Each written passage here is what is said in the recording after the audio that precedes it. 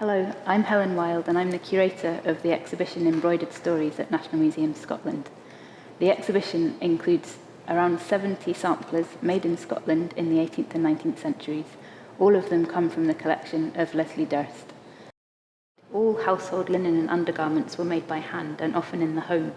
And this sampler reflects the skills that were needed to make these kinds of objects. This is a sampler of what's known as plain sewing, which is things like making hems and joins and buttonholes.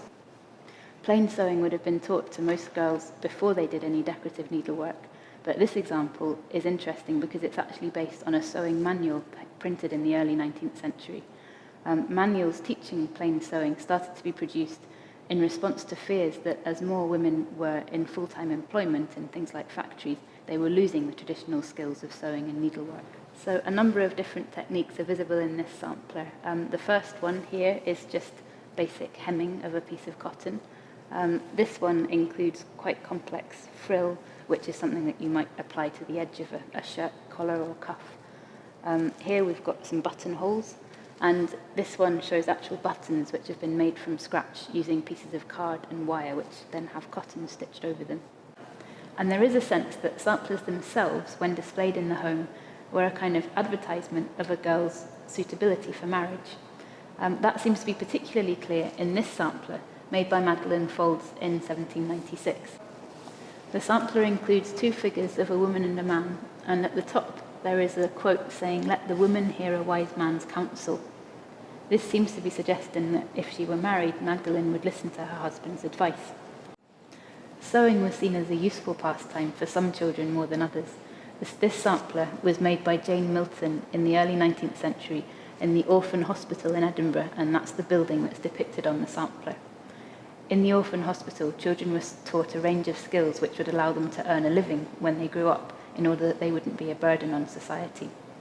Boys were taught weaving and spinning of cloth, and the girls were taught to make household linen, and sewing was a large part of their education. The girls at the orphanage actually made all of the undergarments and linen for use in the hospital, and some was sold externally as well.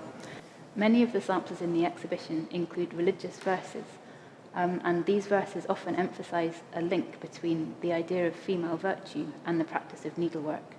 This was a link which had existed in Christian thought since the early medieval period, and it was still very strong in the 18th century. The sampler behind me by Maria Mayer includes one of the most common of these verses, which reads, "Favour is deceitful, and beauty is vain, but a woman that feareth the Lord, she shall be praised." And then it goes on, "Give her the fruit of her hands, and let her own works praise her in the gates." So the first part of this quote, which actually comes from the Proverbs, is warning of the dangers of being beautiful and charming. And then the second part advises women to fear the Lord and to work with their hands, i.e. to practice needlework.